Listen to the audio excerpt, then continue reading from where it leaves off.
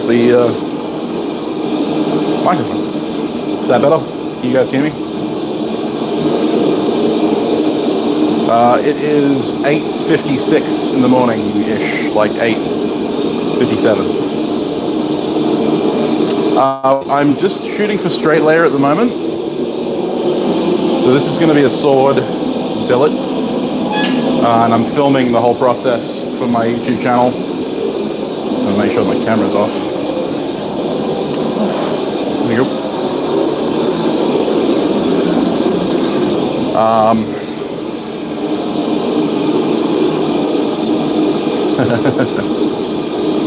"30 hours ahead, yeah. So most of the guys in the US will be between 12 and 15 hours behind me.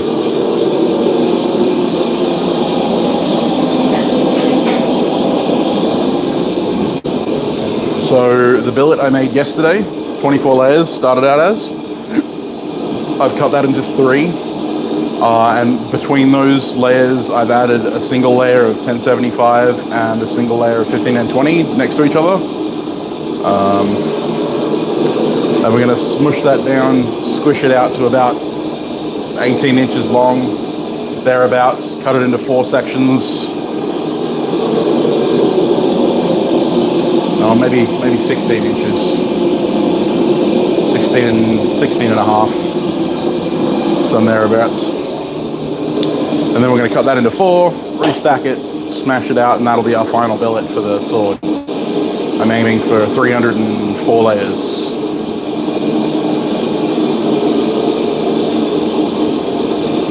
Morning, Ryan. How are we going?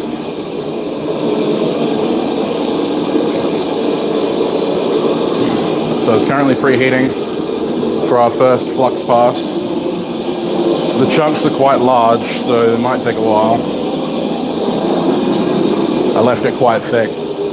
I'm trying to do as minimum forging as I can, as to, lose less material in the forging, because I need all the material I can for the forging, given that it's a sword.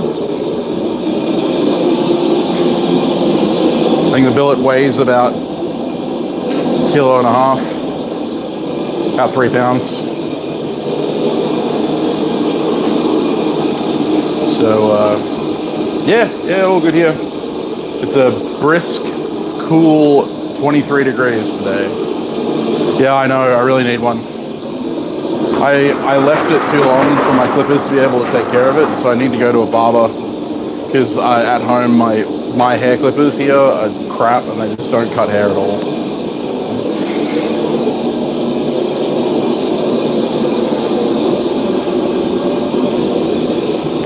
But yeah, we had a storm front pass through, so it's actually overcast and 23 at the moment, so I'm loving it.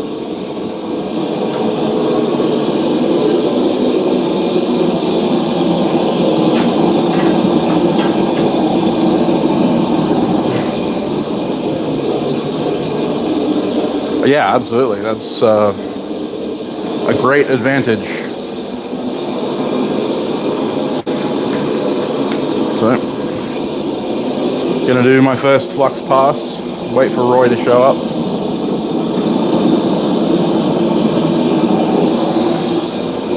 Nice dull red.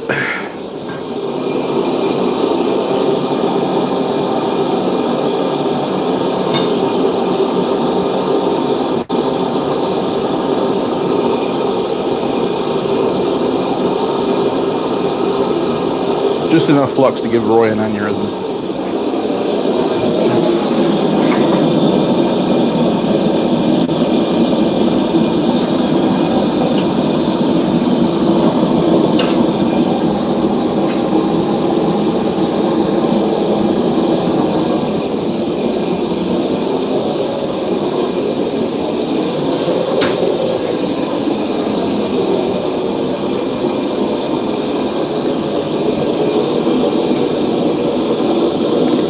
See a blue.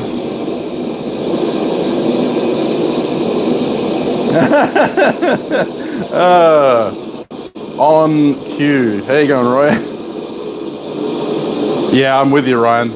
I would love mine. Love mine to all just fall out. Morning, Midrift. How you doing, Roy?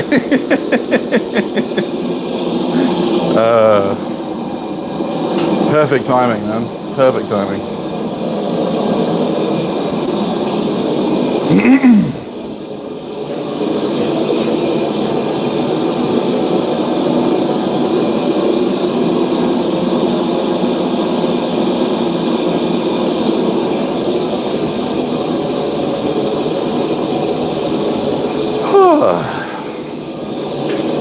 So yeah, I got it all prepped this morning before I started the stream.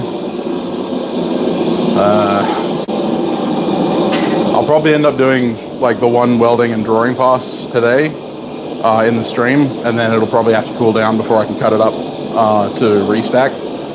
So it might be that we get a double feature today. If I do have time after I've drawn all this out, I will make a set of hinges for the Fordcast challenge.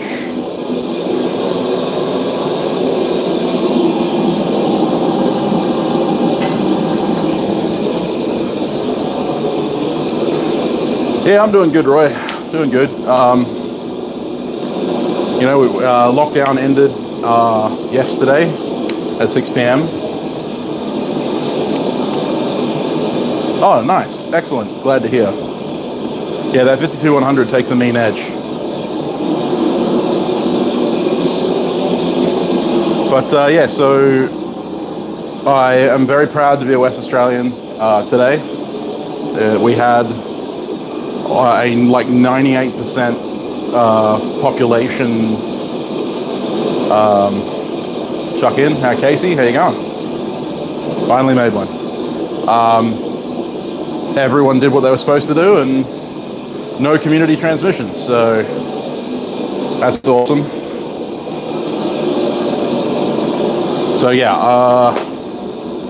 that was some good news yesterday. And then yeah, I got, thanks to the person who bought my knife through the auction and through my friends Alex and Rob and Broden and Wayne and my new friend Murat from Indie Knives, I have actually been able to afford to replace the windshield on my car, which is amazing. I thank those guys so much, and thank you guys for supporting me.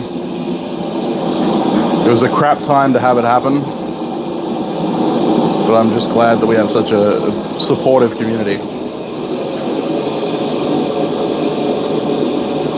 Hey, Trail Dust, how you going? How you going, Chaz?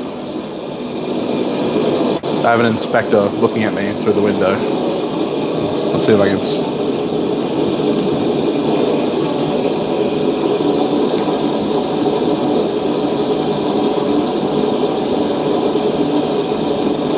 They always come to the window to check in on me. Oh, hey Rob, I hope that feels better soon, man.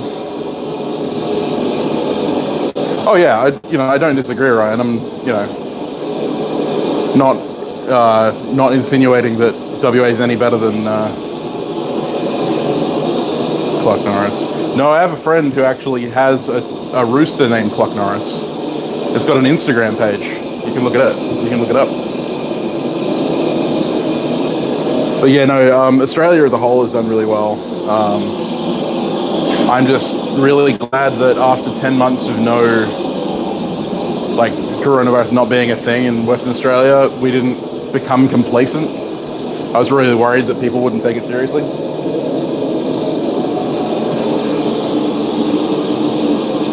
Well, I mean, yeah, it is, but, you know.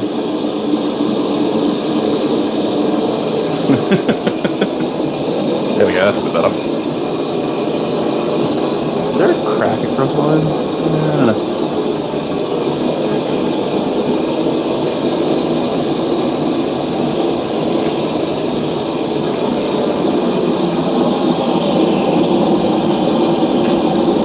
One of the advantages of starting Damascus from a cold forge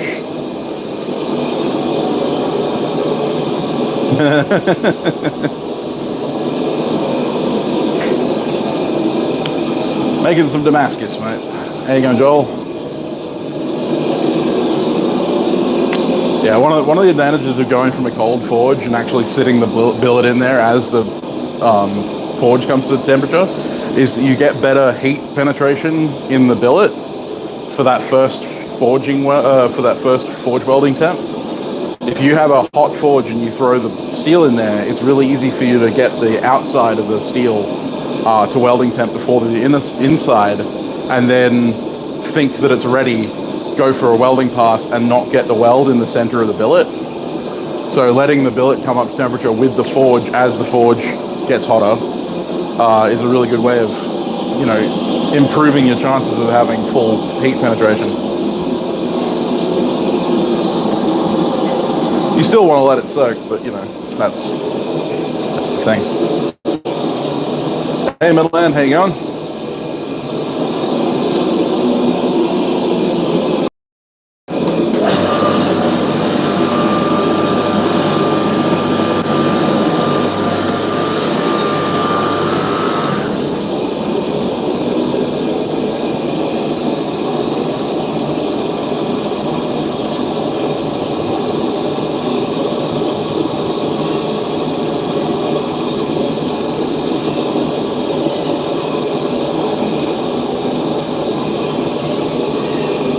Yeah. Yeah, no, the Tasmanians got off easy.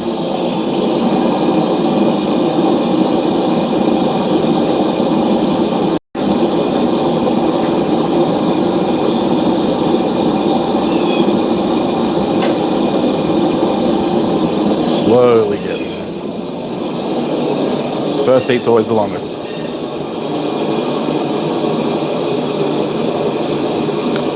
Not really, Casey, because like ovens can only get up to about 250 degrees Celsius, standard oven. Even, you know, you might find an oven that can get up to 300, but you're not going to get full penetration of the heat. I mean, you can get full penetration of the heat from a hot forge. Like, there's nothing that's stopping you. It's just that you may have to make sure that you soak it properly. Yeah, that's a bit of a bugger. Cable Damascus is one of those hit and miss kind of games, unfortunately. Well, I mean, that means that you can use it as a jacket on some Sanmai.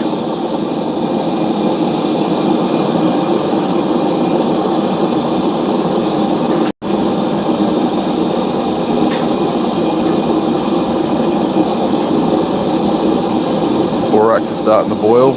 Good.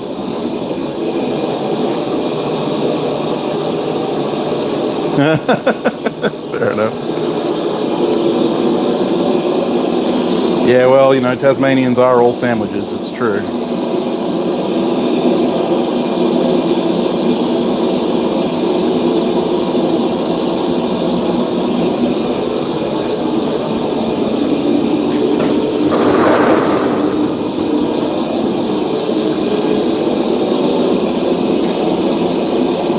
I did not.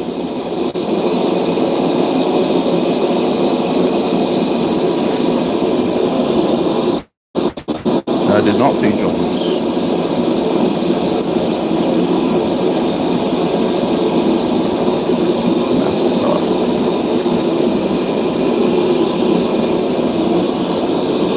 Yeah, I bet. I'll have to look it up.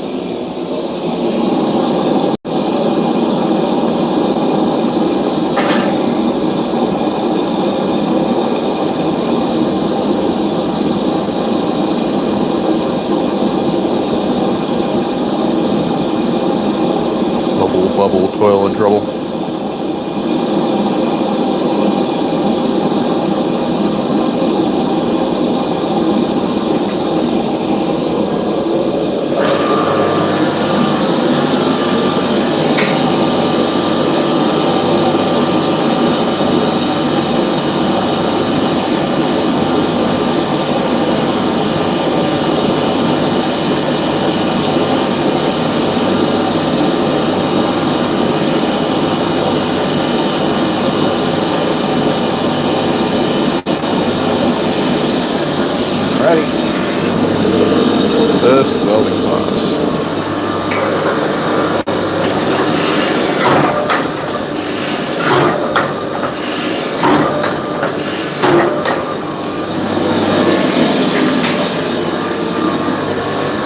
Just a quick squish to get them all together.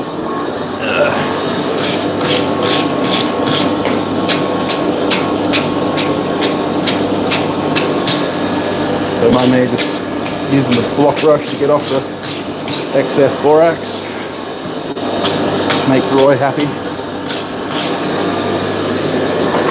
But then I'm going to make him sad again because I'm going to add more.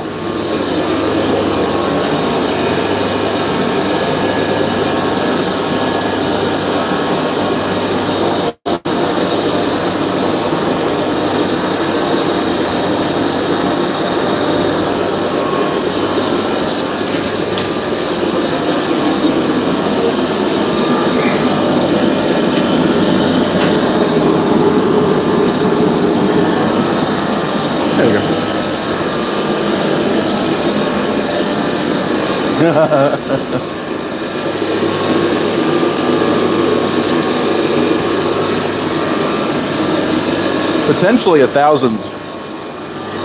Well, and more, Neil. I'll see you later, Neil. It was Neil that asked the question.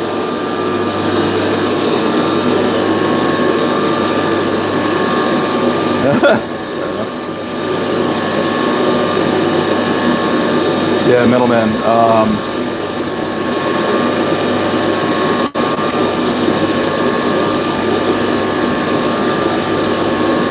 Yes, sandwiches. They're in bread. Yeah, the thing is that you're not limited by how many layers you can do by hand because it's the size of the billet. Like, so I could do 1,000,000 layers by hand, but it would be a very, very small billet.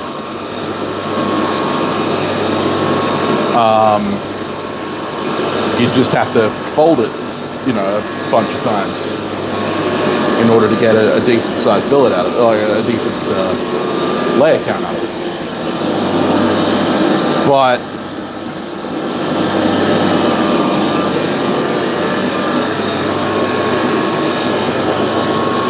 there's a few, Ryan, there's a few.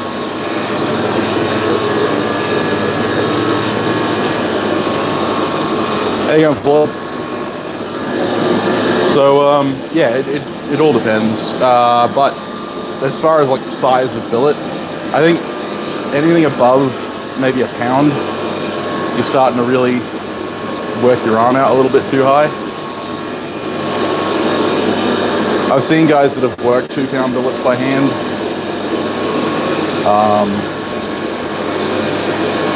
Not sure I'd be game, but you know, that's me. 2-pound billets is quite large. You want to swing a big hammer for that.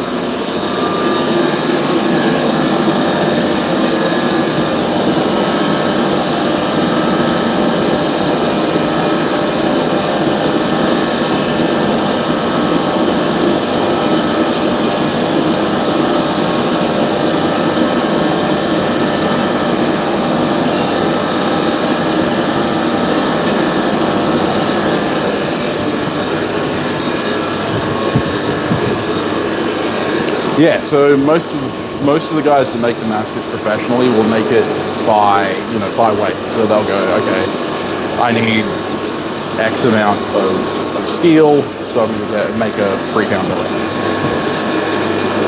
So the thing you got to factor in is you're going to lose about 1/3 of your weight to forge welding and cutting and grinding. So unless you're adding weight back in, you're going to be, you know, losing that much. So if I want a sword that's going to end up, like I want the blade to weigh 800 grams, say, and I need, you know, it to be 32 inches long and like that stuff, I've got to factor in that A, I'm going to lose 1/3 of the weight, roughly 1/3 of the weight in cutting and grinding and forge welding. But then I'm also going to be want to be about double that weight, maybe a little less, in order to have a decent chance at actually having the full profile. Because remember, you're going to forge thick, grind thin. So for an 800 gram piece, I'm wanting a 2 kilo, 1.5, like 1 3/4 kilo billet.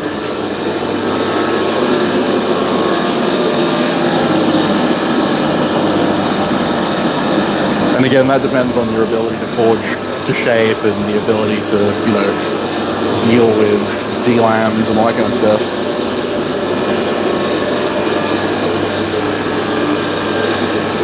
Thank you so much, Roy. Thanks for dropping in, mate.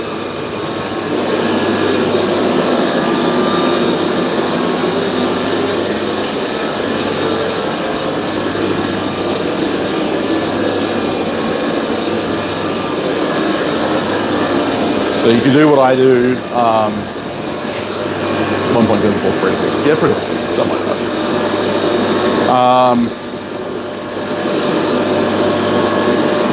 So in this instance, the whole sword should weigh about 2 pounds, maybe a little less.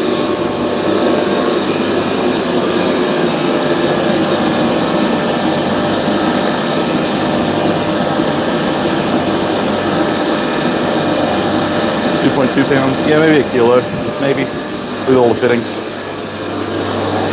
It's what I'm aiming for, at least. So I have a 3-pound billet.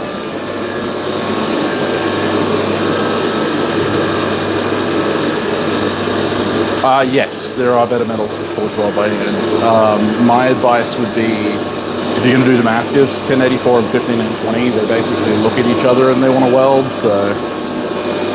and known steels. Unknown steels are a massive pain in the ass because you never know what alloy content they've got. Hey Taco, how you going? Yeah, a lot of people who get started in Damascus want to do it with unknown steels, you know, like scrap steel, which is fine, I understand, because known steels are expensive, blah blah blah, but you're putting yourself at a severe disadvantage by wanting to forge weld unknown materials because they have unknown content of unknown content of alloy. The other one I would disadvise you from trying is like 5160 or SUP 9 or, you know, the spring steel equivalent, because the chromium makes it a pain. That's not to say all chromium steels are a pain. You can tell that my camera is still smashed. This one lens doesn't actually have a lens cover. I picked the glass out of in front of it so that it still works.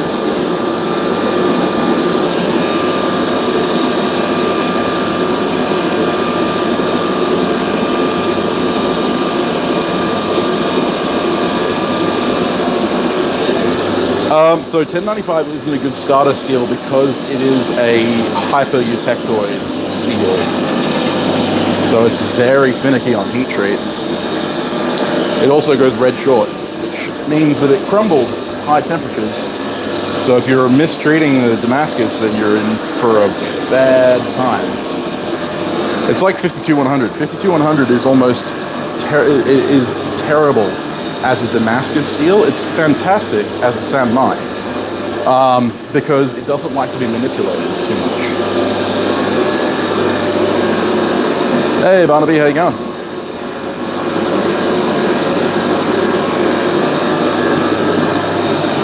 So yeah, if you want to use something like 52100, then use it as a sand mine. Same thing with your spring steels. They make good like axe edges, where you're only doing one welding pass and not trying to manipulate it. Squeeze through here. Get it, squeeze.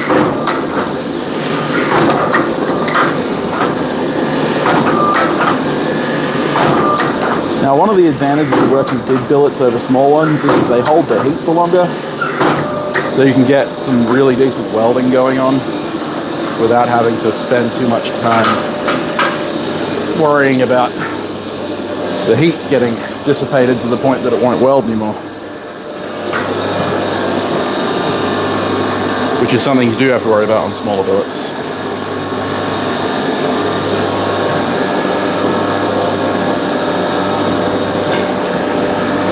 Flux it up. Now that Roy's gone, we can be a little bit more liberal.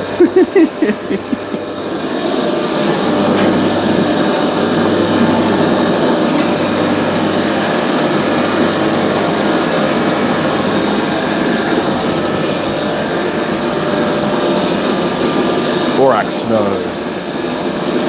Hey, Lucas. Don't try this pizza. Hey, Ned.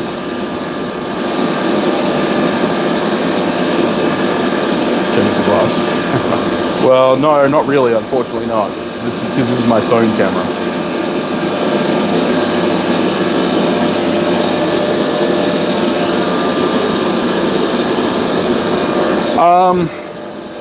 Like, you could, but I don't know why you would, Barnaby. Like, I understand that 5100's got a better edge retention than 5160, but if you're going to use a material as a holding... Alright, Rob, I hope you feel better soon, man. Rest up. Lots of ibuprofen. Yeah, so the big thing is that if you're using a supporter steel, then you want that supporting steel to be, you know, relatively easy to move, because that's the whole idea, is you're making it less work. Whereas 5160 is crap tons harder to move than mild steel. So I don't know why you would torture yourself by forming the body out of 5160. You're not actually providing yourself much benefit at that point.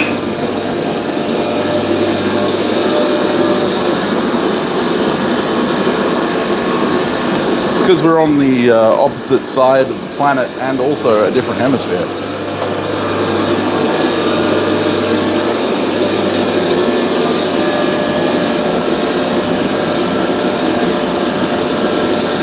You can make 1095 work, you just gotta be careful.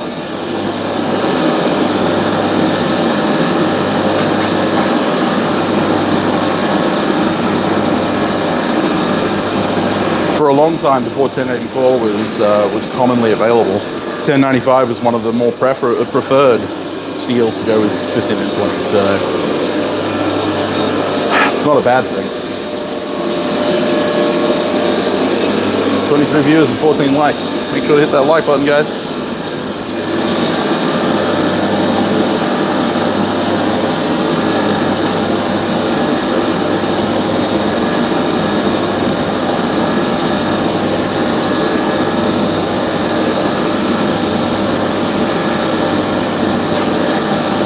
So we've got one more pass with the flat dies and we'll turn over to the round guys to draw it out.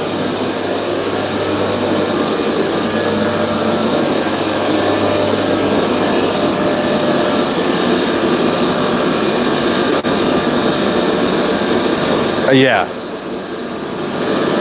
with wrought iron, you either want to sanmai it to thickness, like have a really thin piece of high carbon and then relatively thick pieces of wrought so that you can smush it all down. All right, Ryan, see you later, mate. Sweet, fair enough. Well, you better be then. You wouldn't want me to think you're a liar, would you? Yeah, so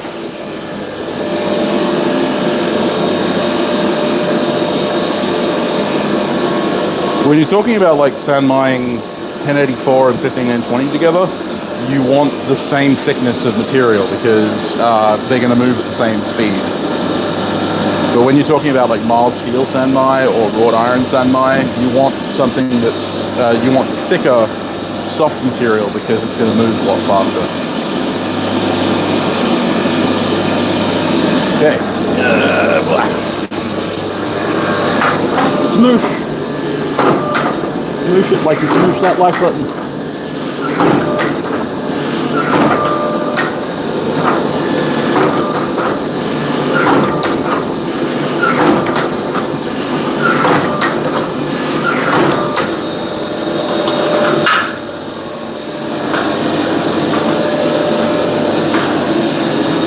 Solid weld, looks like. Give it a brush and a flux. Now at this point, the flux is there to help me close up the sides of the billet rather than actually forge weld the pieces together. If they're not forge welded together by this point, then I'm shit out of luck.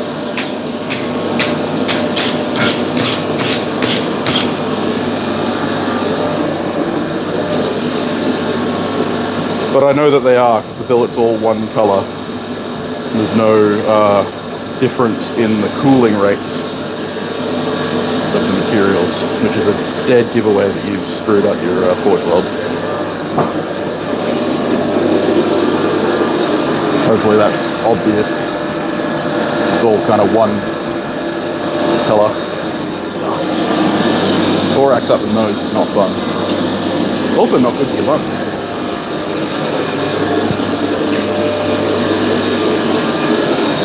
Okay. Big clang.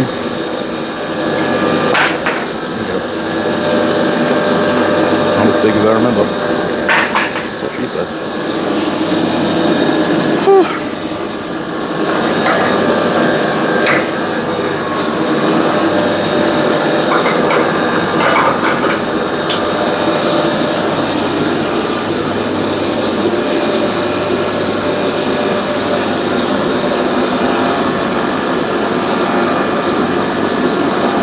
Trying to file some facets on already hardened steel. You're using like diamond.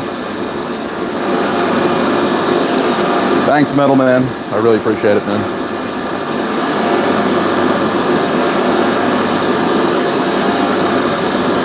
.5160 will make a perfectly strong edge. I mean, it depends on what you're doing with it. Hey Wayne, how you going? Yeah, it really does depend on what you're doing with it. 52100 isn't good in places where shock is involved. 52100 is a good carving steel. Like if it's going to be used to use as a sloyd knife or as a wood carving knife or as a kitchen knife. Kitchen knives quite commonly 52100. But in the case of like an axe edge or something like that, you don't want 52100 because the carbide will shit out.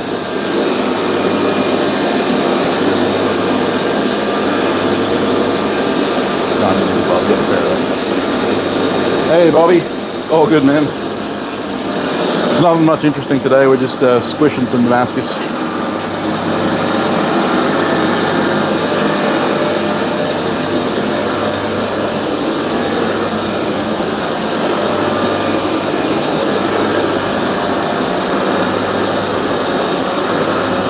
Good excuse, yes. Always helps to get on the teacher's good side. I'm thinking of doing another theory stream. Might put up a poll about it in the next day or two. If you have any ideas for what kind of theory stream you would like me to see me do, let me know. Next week's video, I'm currently in the process of editing. It's going to be a big one. It's one that I've been working on for a number of weeks now. My patrons already know what it is.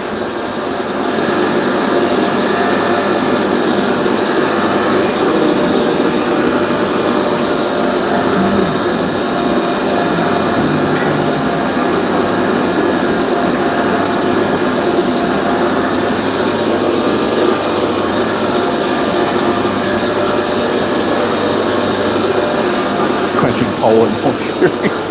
Oh god.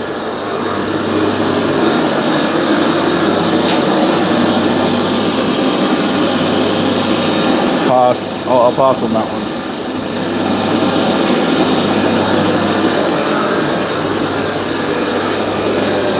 Alright, okay, I'll do it right now. Quenching polar north theory is complete wackadoodle crap.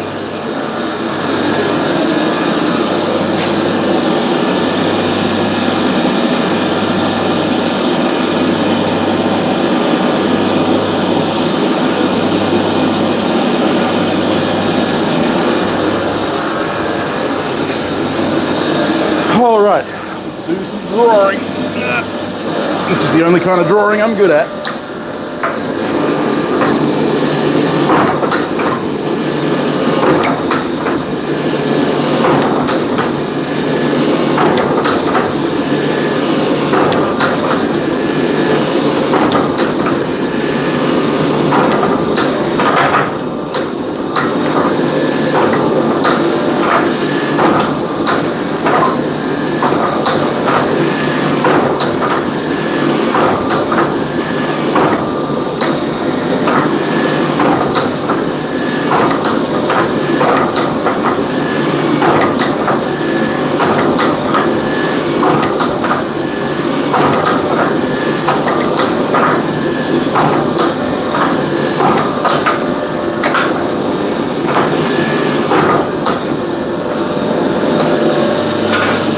Yep.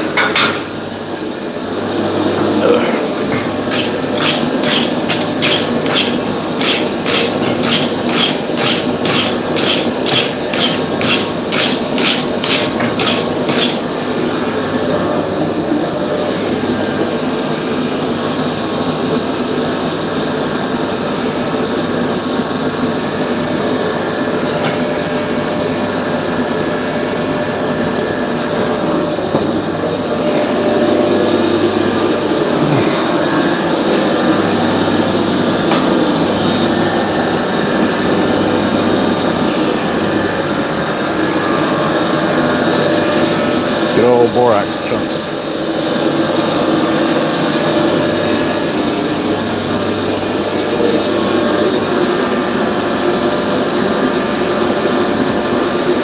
Hey, Randy, how you going, man?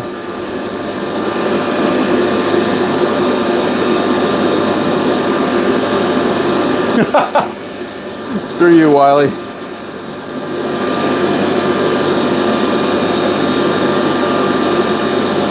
Oh no, that's never good, Wayne. I'm terrible for that.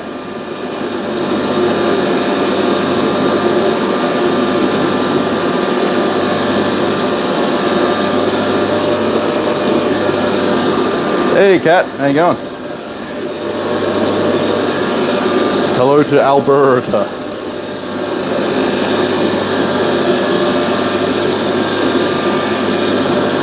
Yeah, done that.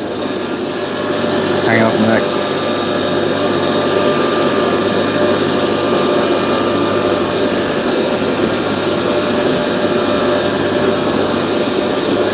I could do that, yeah. Edge geometry. I'll put it on the list.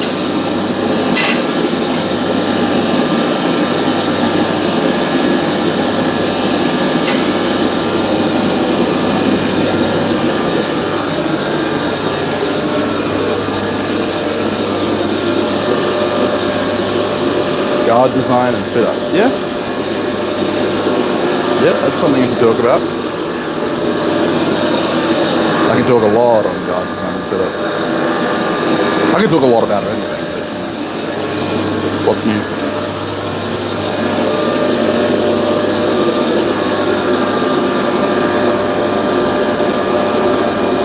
Ah, fair enough. Mirror polish on hammer faces? Yes. The most pointless but fun thing to do.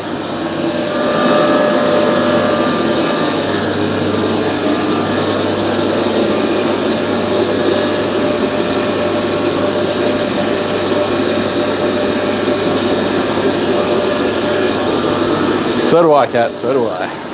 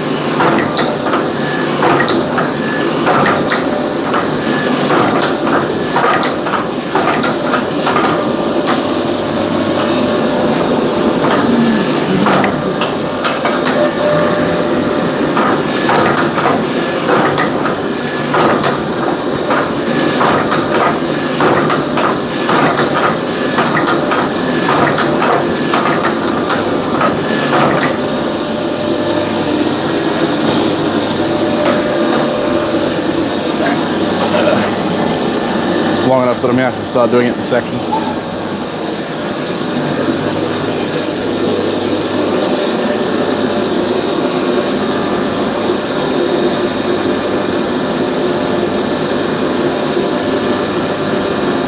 Hey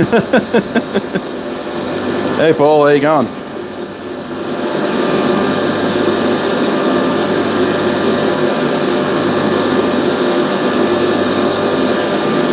Hey Rob, how you going?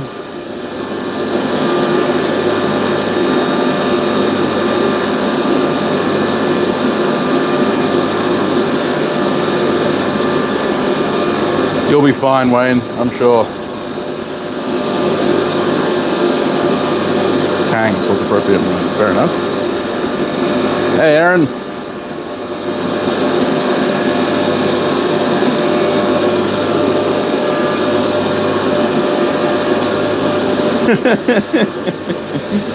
Fair enough, Josh. About 70-ish today.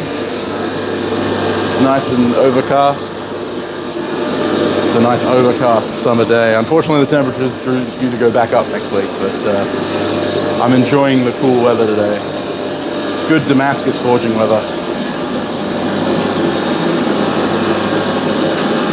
I would ask, you know, when isn't good Damascus forging weather, but you know.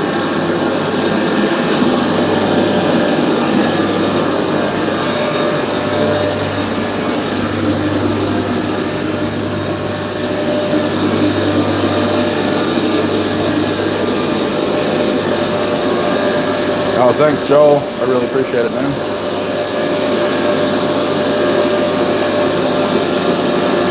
-20 Fahrenheit. Oof. Ouch. That's cold.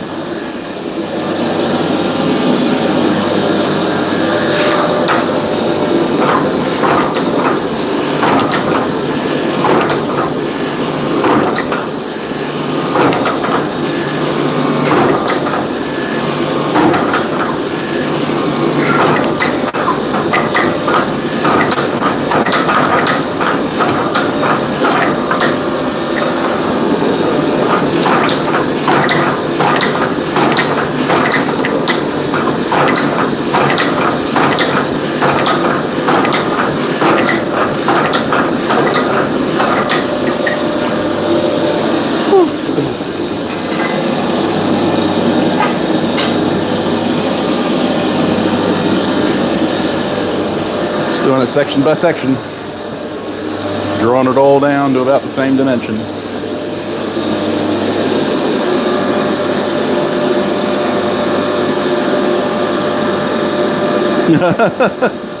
Oh, pain in the ass want to play ball. Fair enough. Should like to forge? Absolutely, you should.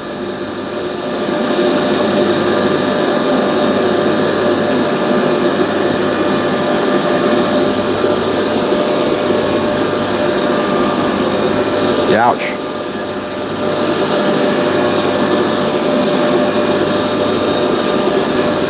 Yeah, well, we're having a nice cool day in the middle of Australian summer. I have yet to crack open the crucible, Aaron. It's still sitting here on my mantle.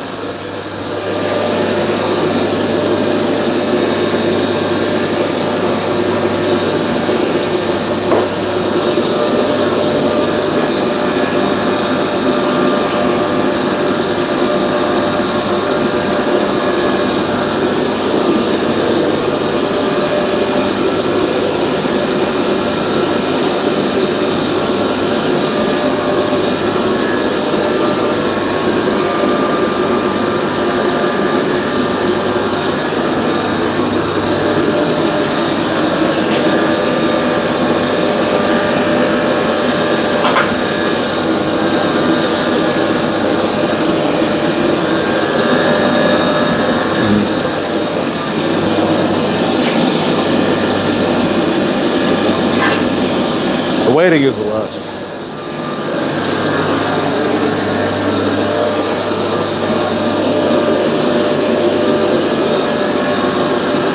All right, Joel, thanks, mate. See you when you come back.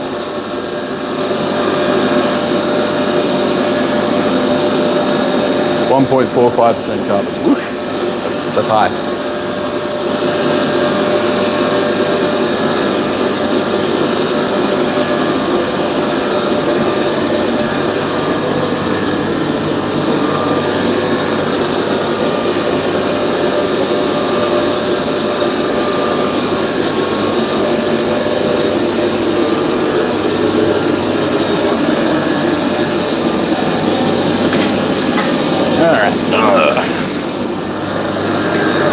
more squeaky squeaky.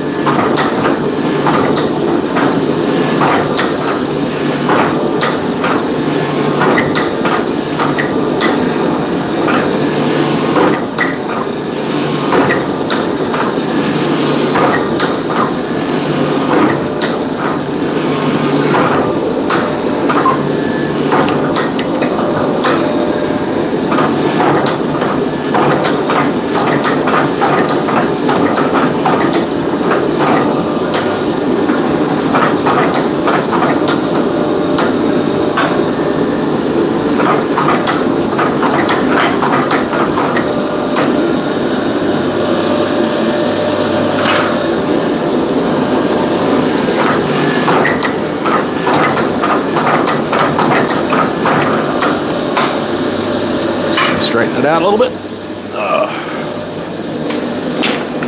Oy.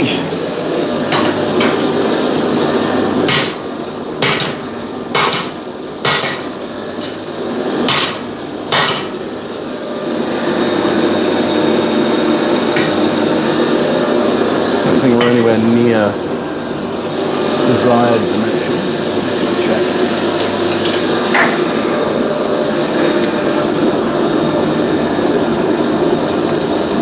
Yeah, we're getting there. But no, we're not there.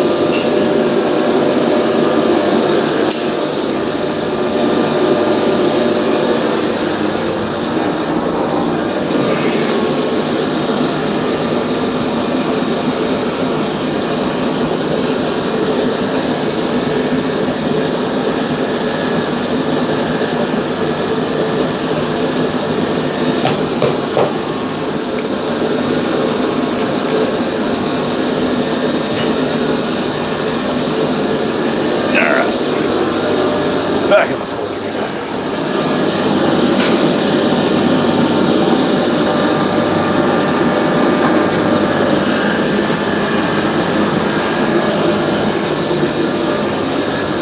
Gonna narrow it down just a little bit. Hey, Ivy, how you going, man?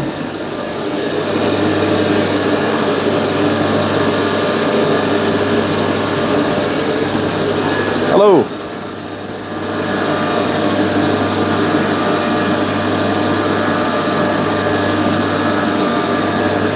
Nice. I wish I had a better vise.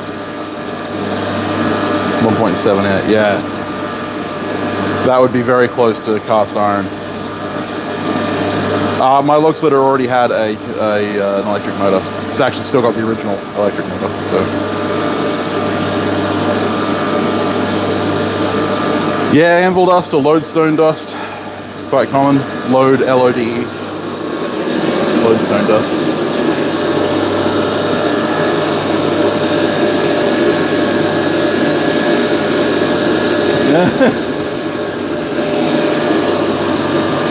Life does indeed get busy, Anson. You've been doing a lot of uploading recently. I have watched a couple of them. I haven't commented because I'm terrible, but you know. Chopping the leg off. Oh! That's it. Get out of my stream. Yay.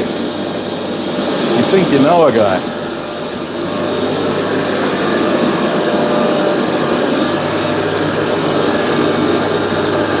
20-ton electric log splitters are impossible to find. Fair enough. I don't know why that is.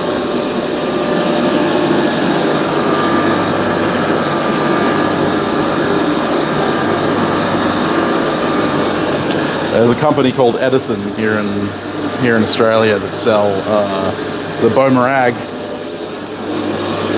log splitters.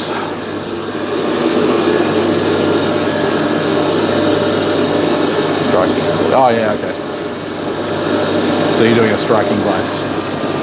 Hey Ben, how we going?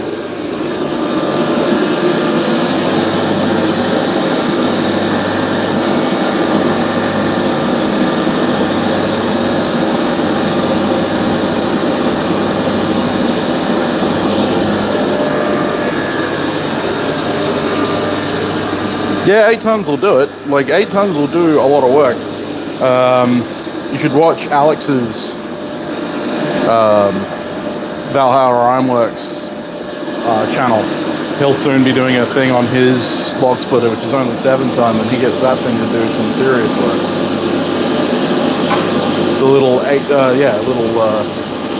7-ton electrokinetic.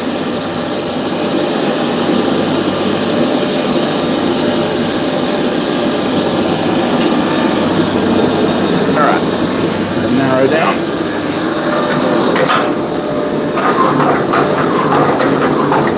Doesn't need a lot of narrowing.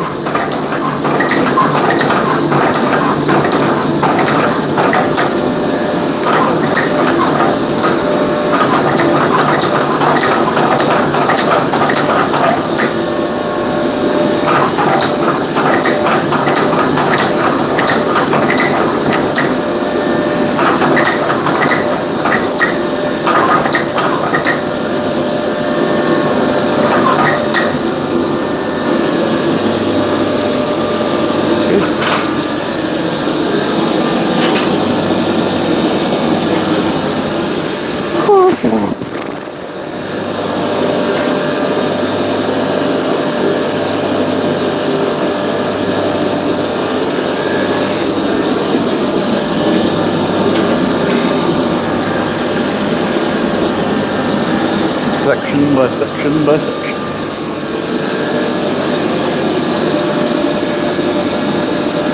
Hey Damascus, how you going?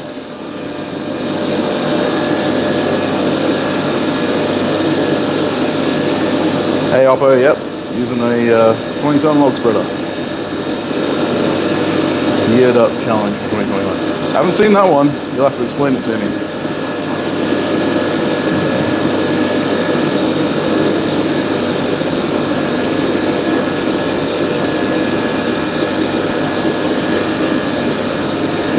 Yeah, I'm doing all right, Ben.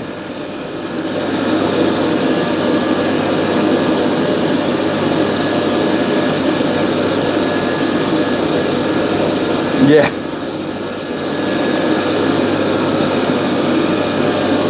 Yeah, Adam uses a 6-ton, yeah.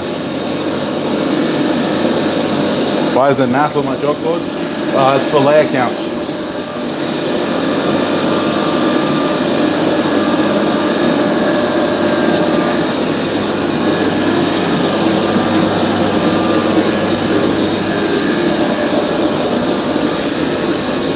Yeah, just keeping track of my layer counts to know where I'm at with a specific billet. Although that one's no longer necessary because that billet's now been used.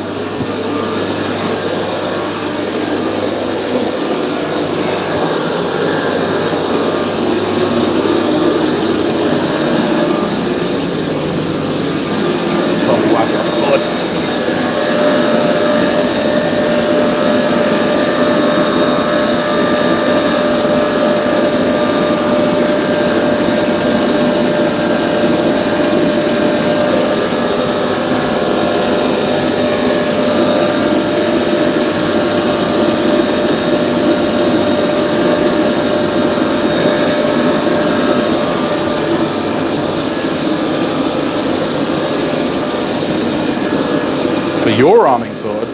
You haven't ordered an arming sword, Rob. Spray paint funny Easter eggs in my ceiling. Potentially.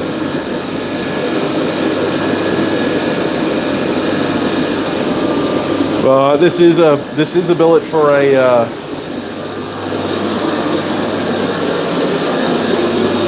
this is a billet for a sword. Not an arming sword though. It's the precursor to the arming sword.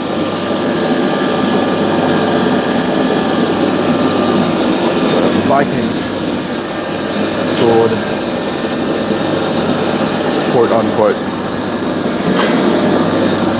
Viking Age Scandinavia sword.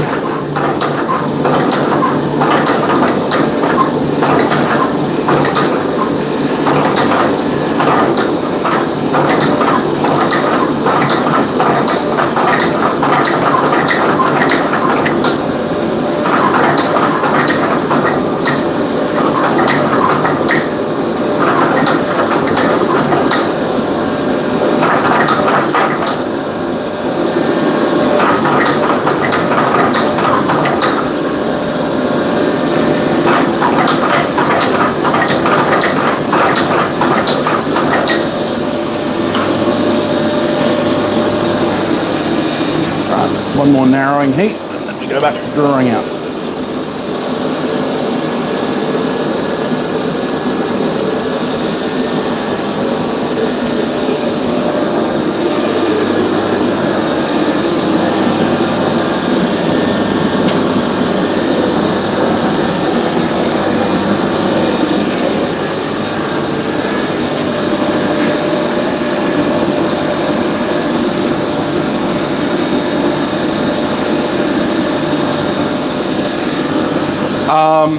Yeah, so for Damascus, it's one of those things that you kind of pick the softer of the steels and heat treat for that. But normally you try and choose steels that are similar in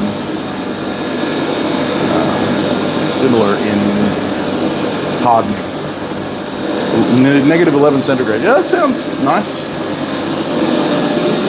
It's probably a little too cold, like we're on the edge of too cold.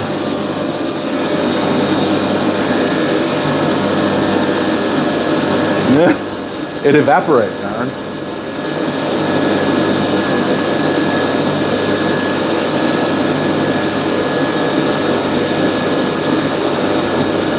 Water buffalo.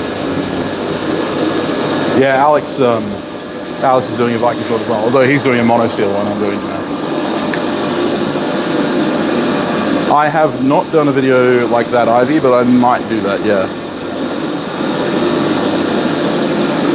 Oh, that's awesome, Wayne. It's a lot easier than slicing it.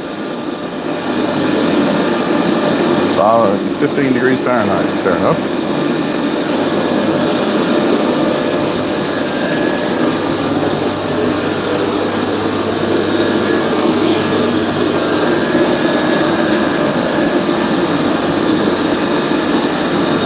Negative 11 Fahrenheit, never gonna 11 degrees. Fair enough.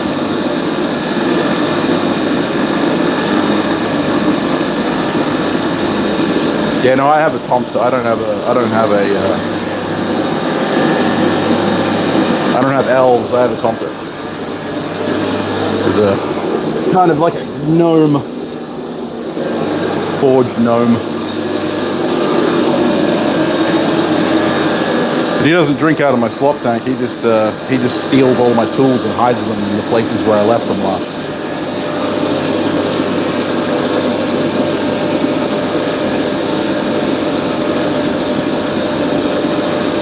Hey, Jared, how you going? Yeah, disappointing, Jared. I'm gonna have to take away your wrench.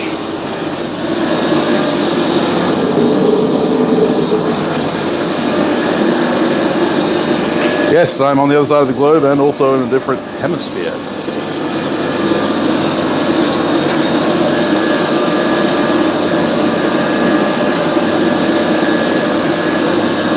There you go, Mike.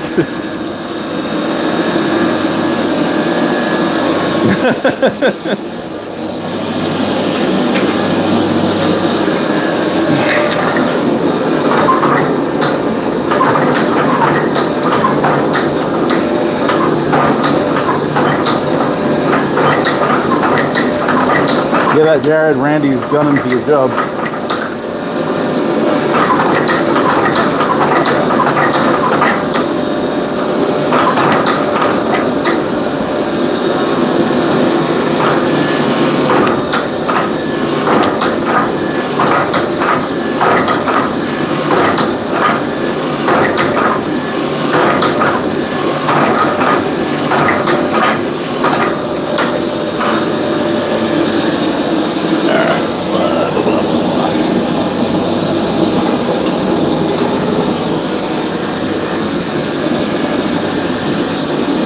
It's a 10 mil wrench. Cold and about to be snowed in again. Oh, that sucks. You'll see me do a sword. I've done a couple of swords on my live streams, and yes, I do have a deep quench tank. Right here. Right there. That's my quench tank. Me too, Damascus. Me too.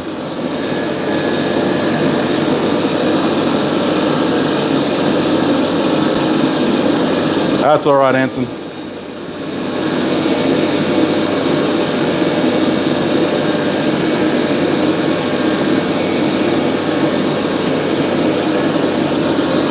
understand too well, Anson. I try and watch all the content from all you guys, and then I can't keep up. Too many things going on. Not enough time.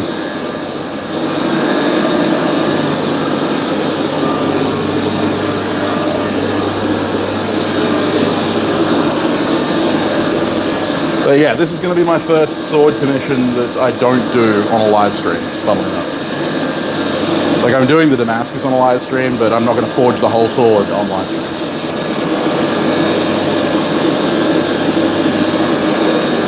And the only reason I chose to do this on live stream today is because it was going to be the coolest day of the week. And I wanted to get some grinding, I wanted to get some forging out of the way while it's cool.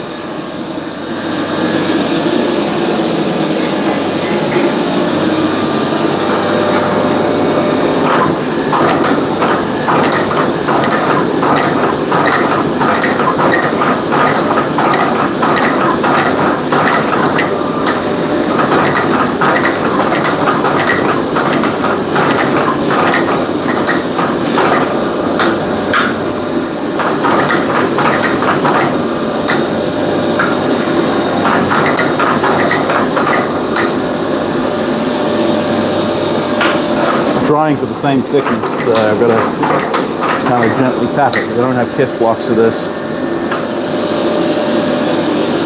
Press.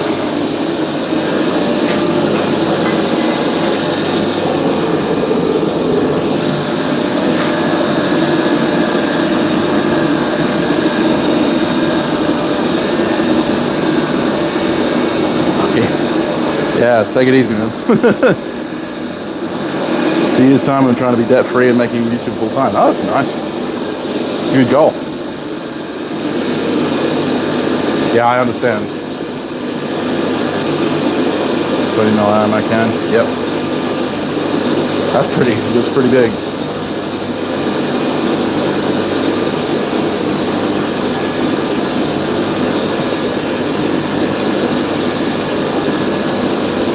$120 mil mortar can.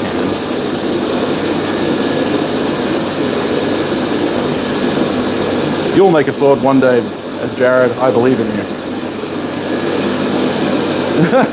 Unfortunately, the dies aren't wide enough to make kiss blocks on this. I'm planning on making a new set of dies which I can put kiss blocks in, but yeah. Gotta make the dies first before I put kiss blocks in. Yes, it will. Damascus, it will. It's got to be pretty cold to get to the freezing point of oil. What, Jan? Yes.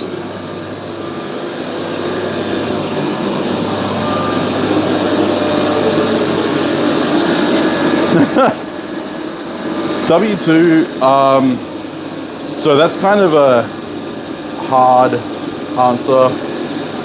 So checking out the goods. Alright, see you later, KZ. Mild steel sword and hay starting. That would be cool. That's it, Anson. That's it. I've got the stock for it. I bought some 1045 stock to make it. Spring sword's a good way to start. Because I have a pin board which has dead person outlines of all my tools.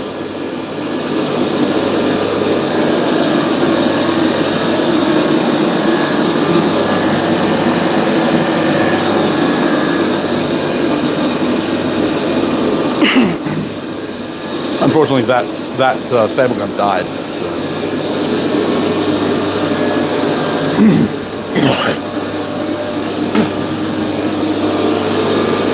Sorry about that.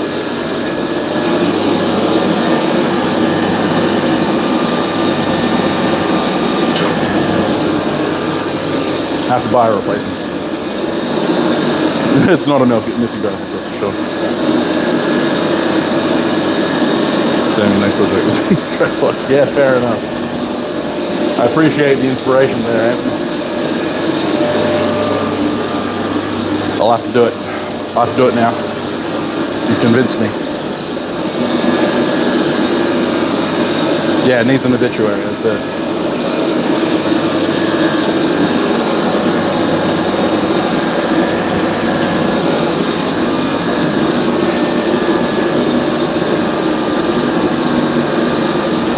Hey, Curtis.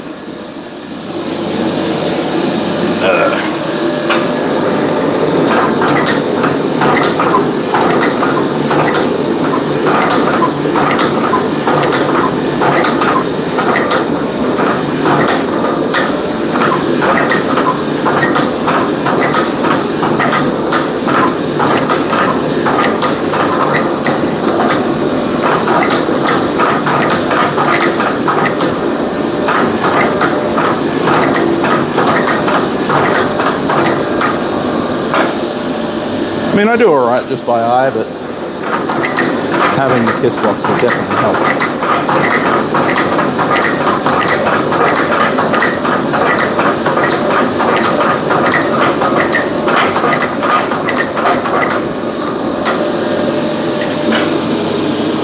Whew. See if that's the right length.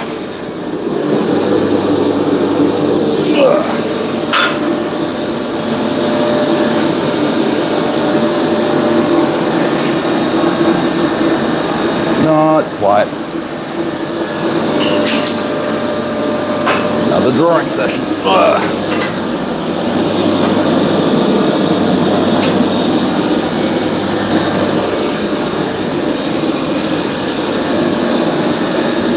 Finely tuned dichrometer indeed. It's a 20 ton press.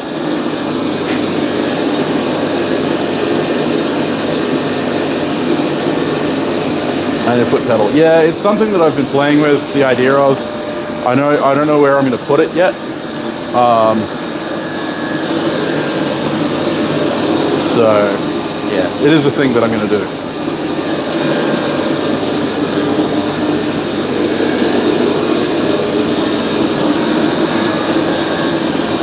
Thank you for that, Damascus. I didn't know that. Thank you. I didn't realize. It seems so obvious now.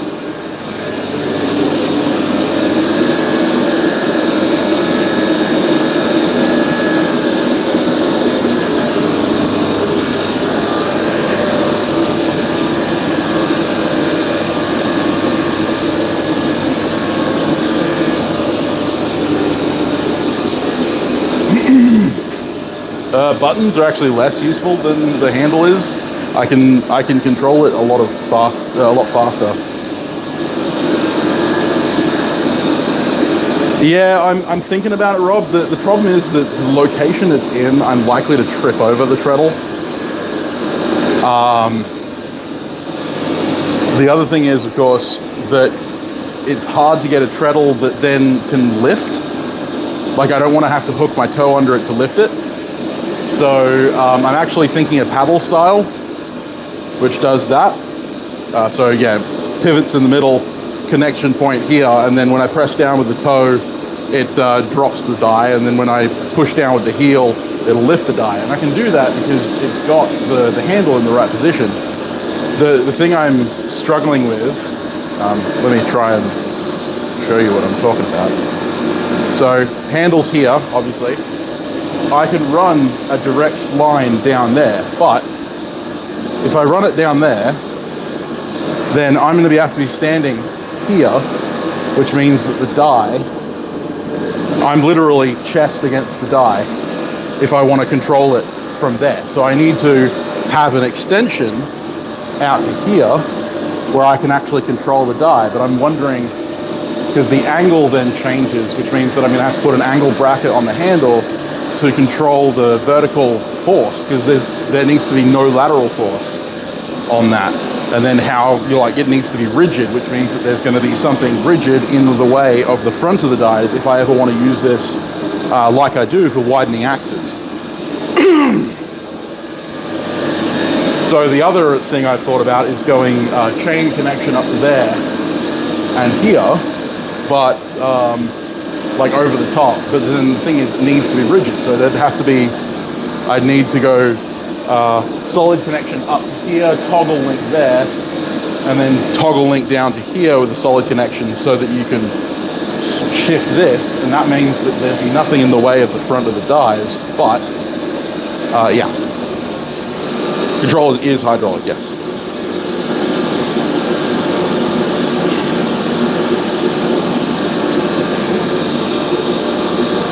Use an electric actuator. Yeah, I'd have to completely re-rig the solenoid on this.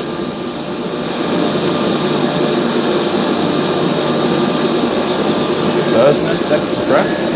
Where? You mean on the floor? It's just a bunch of crap.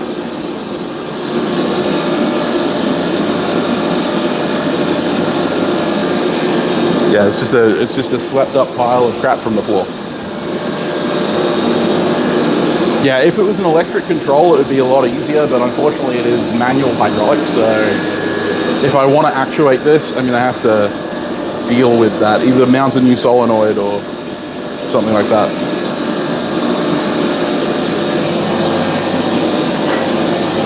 But I'm thinking a simple answer is going to be a better answer.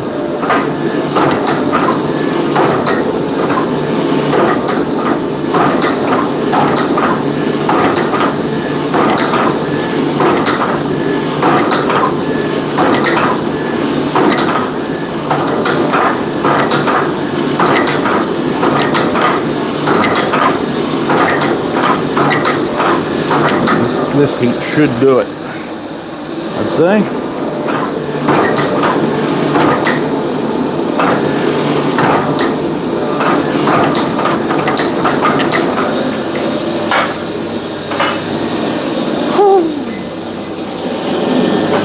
I try and ascribe to the KISS principle. Keep it simple, stupid. All right, Randy, thanks, mate.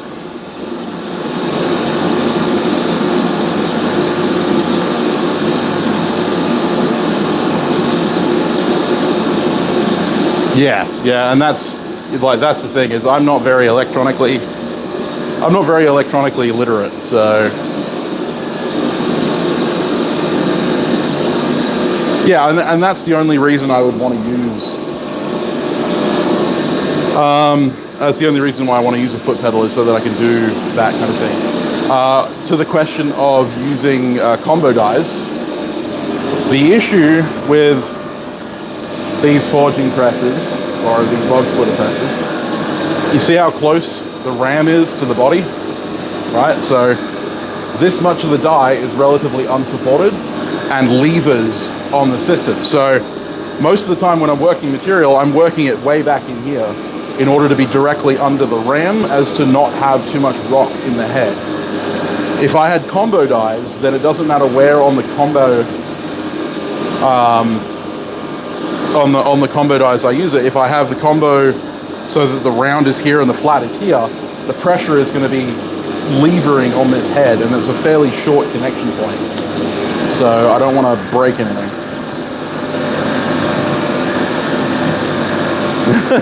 Fair enough, Rob. Well, it's not an AVE sticker, but it might as well be. So yeah, while combo dies sounds like a good idea and I would love them, unfortunately it's just not viable for this type of press. The Coal Ironworks ones, they actually pushed the ram out a little bit so that it's more central on the dies. But obviously log splitters aren't designed as forging presses, that's why they're not ideal, they're just better than nothing. So in my case, I'm going to mount a couple of flat dies in here that have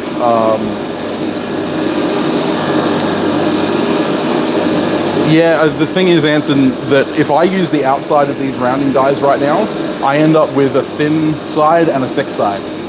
Like there's enough leverage in this system that that's what ends up happening. So if I was to have a combo die where that was the case, where I was actually, you know, having a rounding die out here, I would end up with thick side, thin side. Just to give you an idea, I'll forge from this side and I'll show you. And that's why the billet ends up bananaing.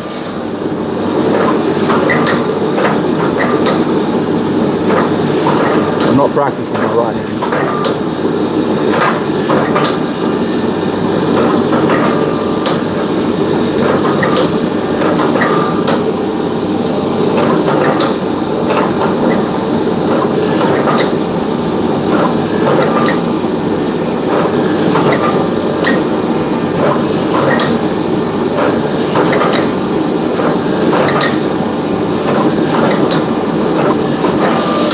Now you've seen the speed at which I can operate this with my left hand.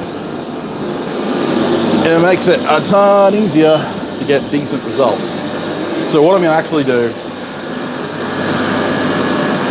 yes, it's enough to affect the place.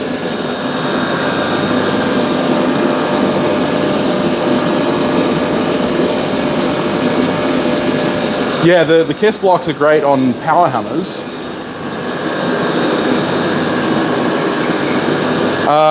Tempting, Bobby, but yeah, I'm scared of working with hydraulics like that. He sure does.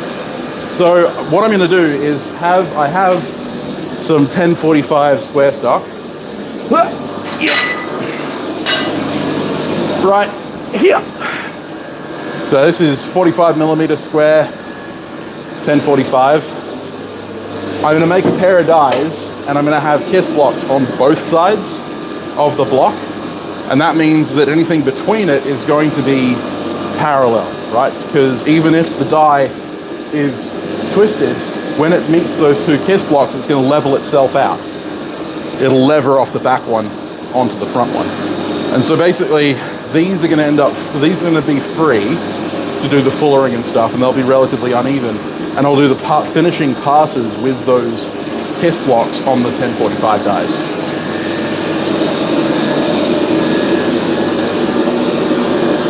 Yes, I need to spend a day and a half welding shit together, which is why I haven't done it.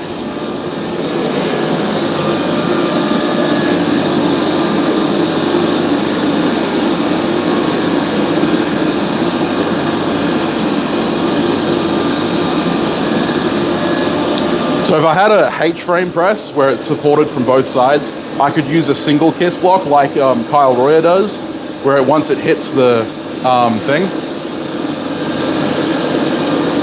Yeah, I'm not confident in playing with the hydraulics. Yes, Shurep has a H-frame. Yeah, it's a 10-ton H-frame.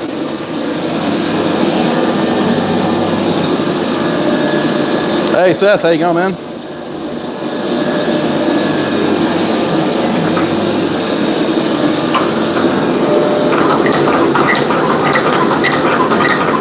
But as you can see, I can get some pretty decent control with the handle.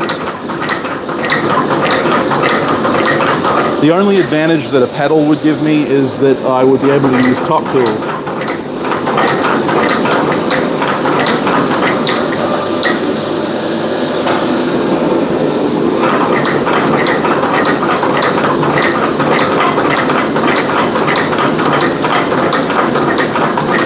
But like always, I use the press to get it close, I use the rounding dies to get it close, and then I'll finish it with the flat dies.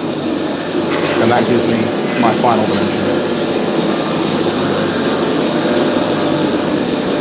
Rod splitter H press. Well, it has been done, I just can't be bothered putting that much effort in.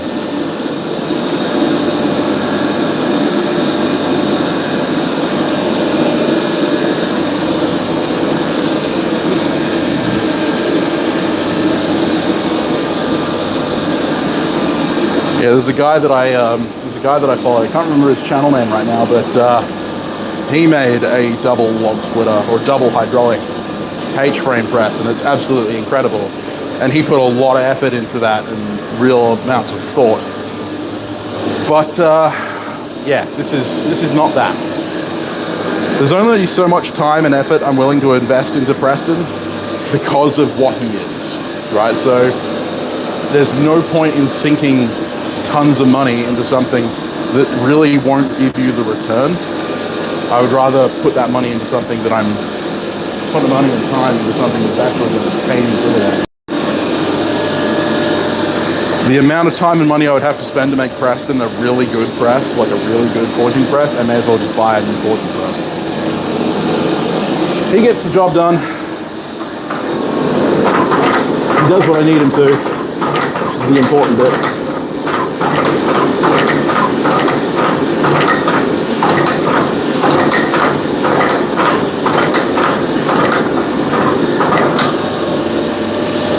Everything after that is just kind of bonus.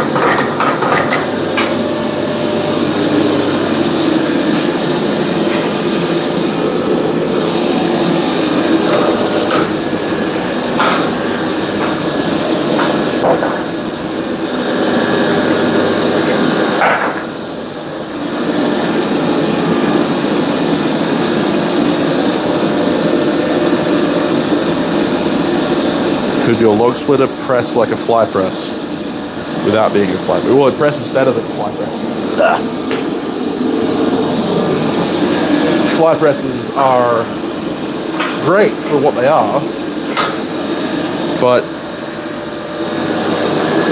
they're more contact presses than actual presses. Like this gives a squish. Fly presses give a crunch. Like they're like biting on the material rather than pressing it.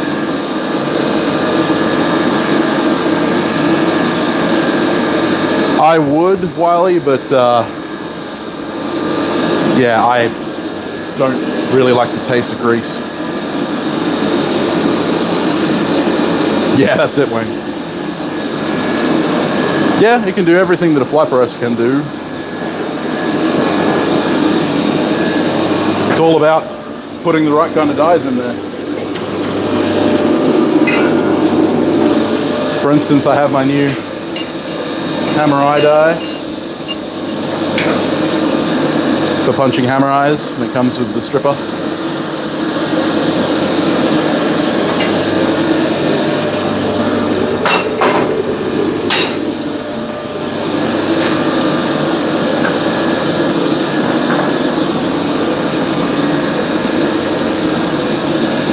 Yep, you can do anything you want to do. You just got to put the right kind of die in there.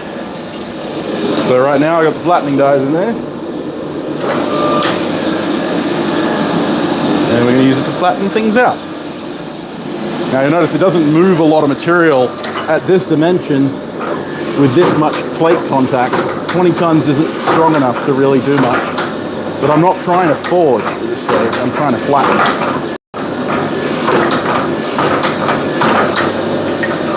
And it does a pretty good job of that.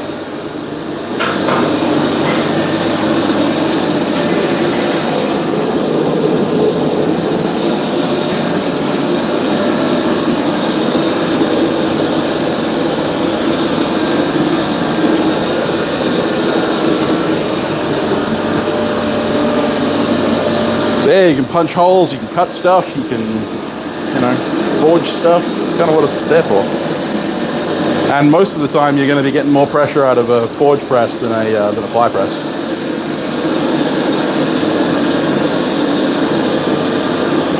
Yes, but faster and more reliably.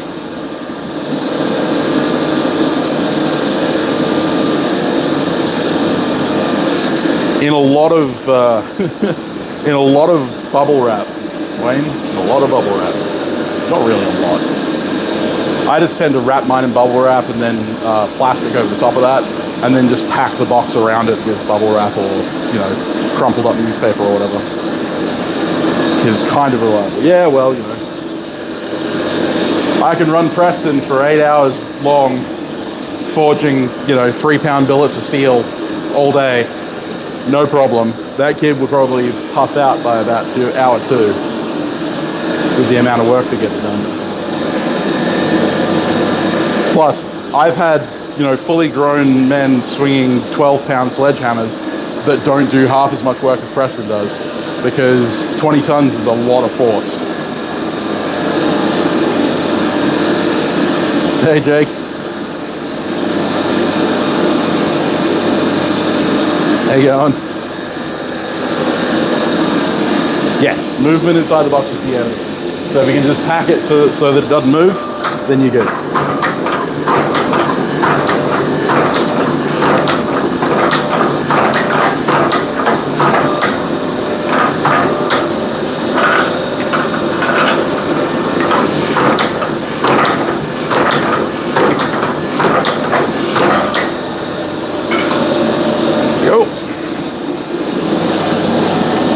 Flatten it out section by section.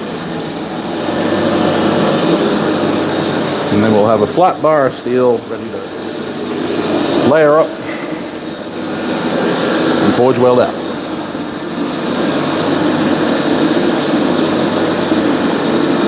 I wouldn't recommend putting forging scale in your packet. I mean, you can, it's not going to hurt anything, but cover everyone in forge scale when they open things.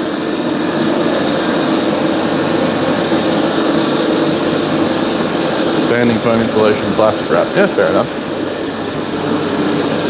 I've shipped hammers internationally in carrier bags, like those bubble wrap bags.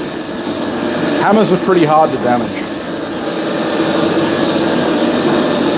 Most of the time they do the damaging rather than being damaged.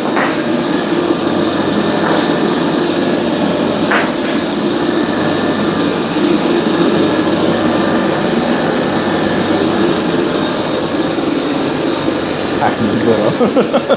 Only if you're sending it to someone you don't like.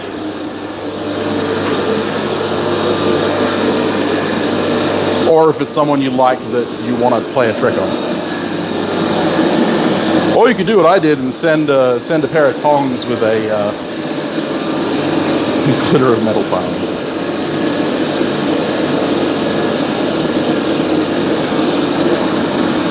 Having a press is more than I hoped it would be, Jake. Honestly, it has made my life so much easier. Like, you imagine trying to forge out a 3-pound billet of steel into a fully flat bar, ready to be cut and restacked in an hour and 30 minutes by hand. I would be dying right now. I would be dead. I would be on the floor. Glitter Bomb 2.0, yeah. The Mark Rober, who did that series, fucking crazy. Loved it.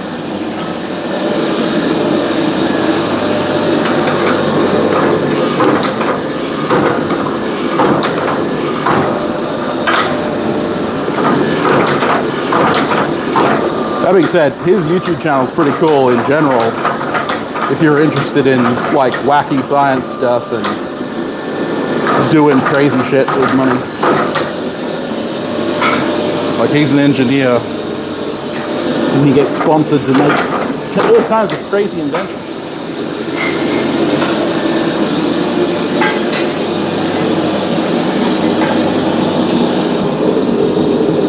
Dude's a rocket scientist.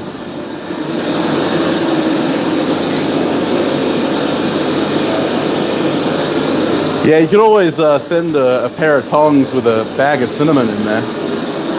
That tends to be a pretty good one. Yes, he did work on the Mars rover lander, that's correct. Curiosity.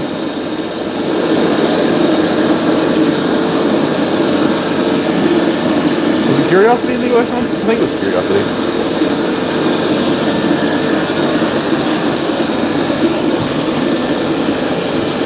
My splitter can indeed do hot cutting. Actually, last stream I hot cut a piece of 4140 with a piece of 6mm mild steel. I've also done feather patterned Damascus, which I'm currently making a new feather patterned cutting die. But that's, you cut a really big block with a cutter on feather pattern. This press can do anything.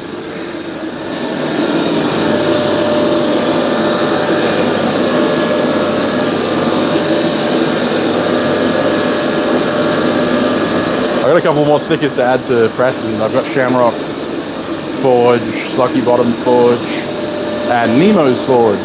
Ben Toombs, who isn't here right now. Yeah, Destin's pretty cool. That wasn't even 10mm, Aaron. It was like 8mm. Yeah, no, I learned my lesson from the last time. So the next cutter is actually going to be out of this. Yeah. This is a shovel bit from a jackhammer. And it's, I'm going to leave this ridge intact and cut it across there and weld it on. And that's going to be my new feather cutting die. Because it was in my water tank, that's why. But yeah, so that's going to be my new feather cutting die. And it's like 1/2 inch thick here, but it's also got that inch thick rib in the middle, so I think that'll do the trick. Probably swimming through a snowdrift, fair enough.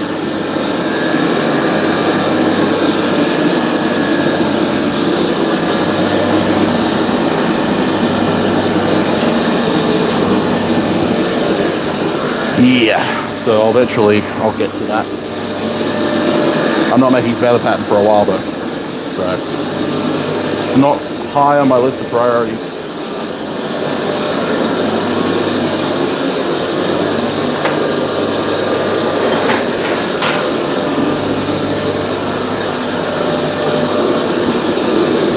I already have this piece of feather to play with. What is kind of metalwork you hate doing the most? Sheet metal work. Any kind of sheet metal work. Massive pain in the butt.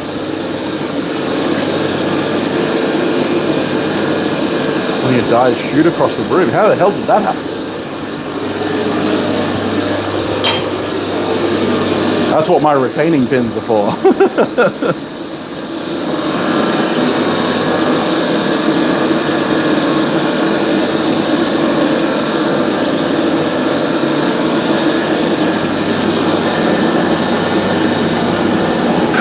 What's not that hard? Making feather or having your dies shoot out across the room?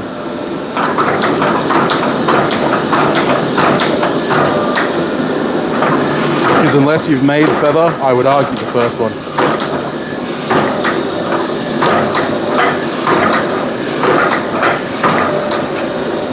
Feather is a massive pain in the gun.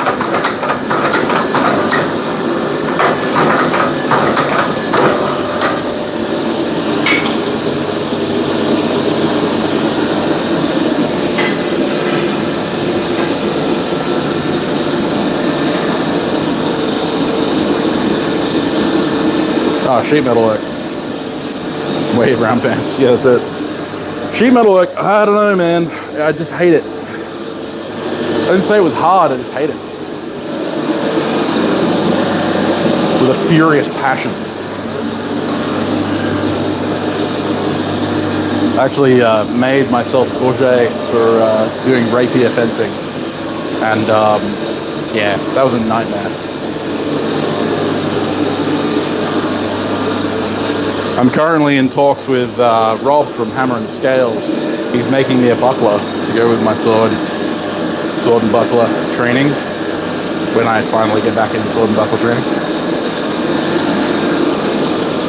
Yeah, DF in the workshop's pretty cool. Only had one successful billet. Went in on a slight angle and broke all the welds at once. Ouch.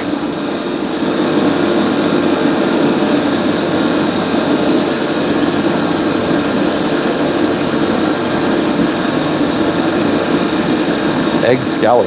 Sounds cool. So yeah, Metal Man, thank you so much for dropping in, and thank you for the super chat. Oh, that's right, the frying pan with the egg, yeah, that's right. The egg frying pan, sort of.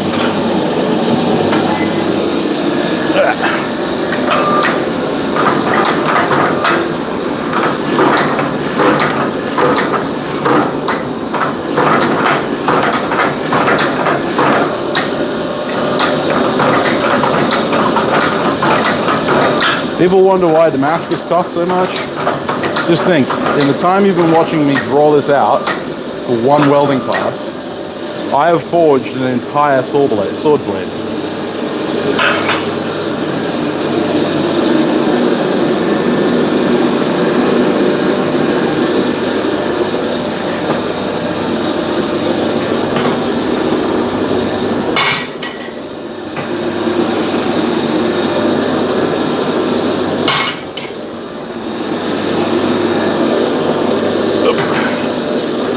£3 on the end of the stick is a little unwieldy.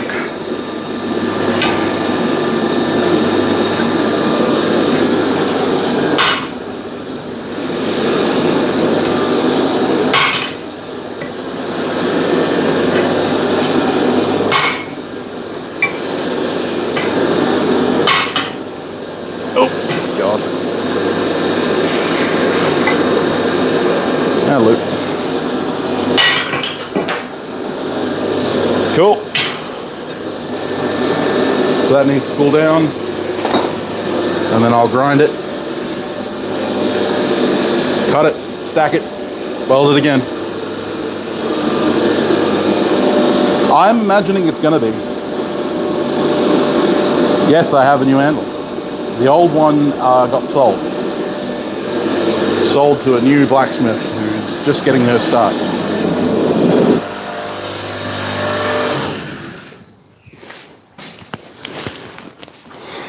Yeah, sold the old one.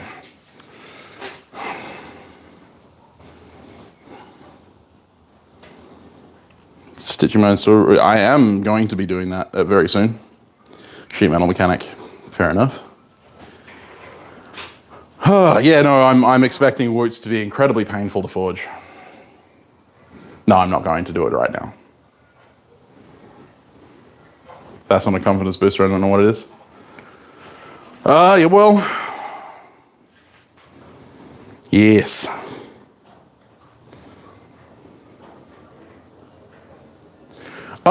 So like I've been trying new things to try and use every part of the anvil. So far I've used the horn and the square horn, so the two horns are both in equal measure, and I've wailed on them to try and see how well they hold up, and they've been fantastic. I love square horns, especially because I was making a penny scroll guard yesterday for a Bowie knife. And that was it was an amazing experience to do with a square horn. Oh, so easy. But that being said, I haven't really used the shelf too much. I want to make something that's going to require the shelf, and I'm actually thinking that the hinges are going to be where I'm going to do it. And seeing as I didn't get to them today, I will probably do the hinges off camera later on today or tomorrow. Who knows? So yeah, I will be testing that out. But so far, it hasn't really been interrupting with my forging. The only thing that I'm like, is breaking my brain a little bit. So no, it's not a clip. So the clip normally comes off the horn, and the clip is normally a very small round thing. This is a shelf. This is a forging shelf. It's a scrolling shelf. Funnily enough, it's actually got an undercut, so you can see like there's an undercut here. And so you can turn scrolls over the top of it. I have forged on it a little bit. I actually used it to do a set down. I wanted to see how hard I could hit on it without too much of an issue, and it did a set down in inch by quarter inch stock, no problem. It is a bit louder than the rest of the anvil, so like obviously that's not making any noise. When you go out to the horns, it gets a little tinnier, and it's the same there. There's no noise there, but it's it's relative, and obviously because it's unsupported or not as supported as the main base, it's not going to move material as well. But the only thing that's breaking my brain with it at the moment is that normally I taper a radius, so I normally take a radius like 6mm radius here, and then come to sharp about there on my normal anvils. But I can't do that on both sides of this because the shelf is in the way. So I'm actually considering leaving this portion sharp and tapering a radius back here, and then just having these two here as my sharp cutting shoulders. But that's going to come in the review very soon. And yes, it does have an upsetting block. It's on this side. And I have used it for upsetting. There it is, right there. Having the multiple sizes of Pritchell hole has been really useful as well. I've really enjoyed that. Having a 20mm Pritchell in your anvil is amazing. And a 12mm Pritchell. 12mm Pritchell is great for punching 10mm holes. That's something I've found really useful. Ran out of gas, oof. Swap and go and wait till Monday. Well, I mean, it depends on if you want to forge today or not, I suppose. Yeah, it's an amazing anvil. I'm ever more impressed as I go.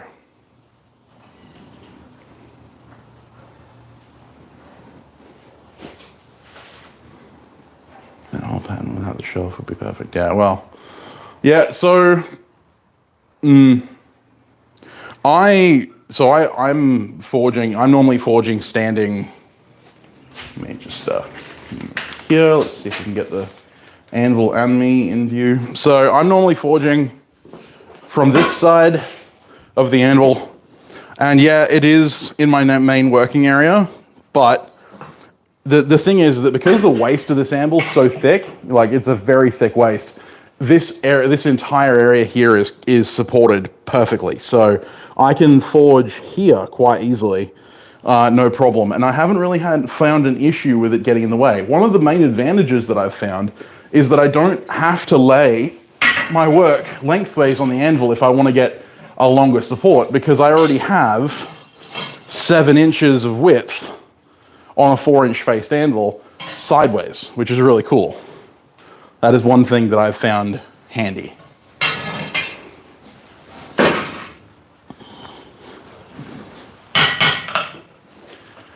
Anyway,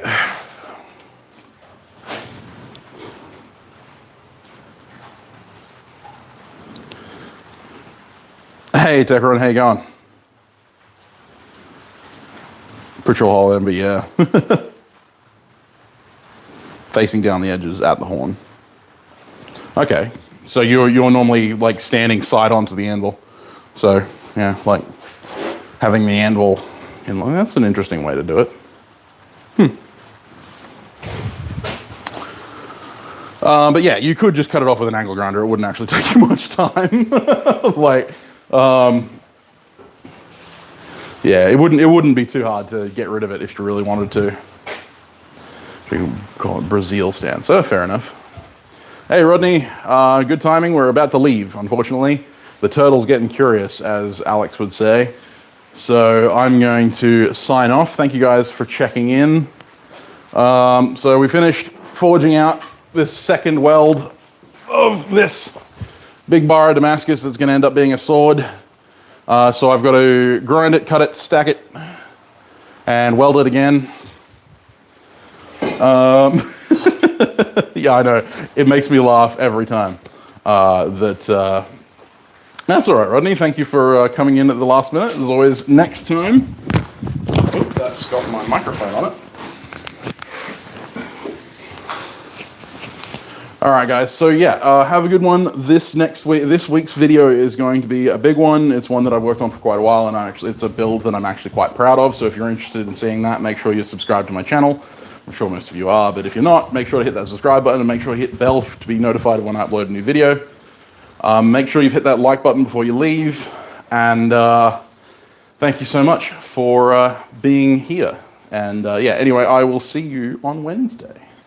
Next weekend's stream will be a theory stream. I'll have a poll out on my community tab to ask what you guys want to hear. I've already had some ideas thrown out in the chat, so we'll see what happens there. Anyway, see you later, guys. Have a fantastic week. Yes, I will be on Twitch at some point this week. Maybe tonight. I don't know. Bye-bye.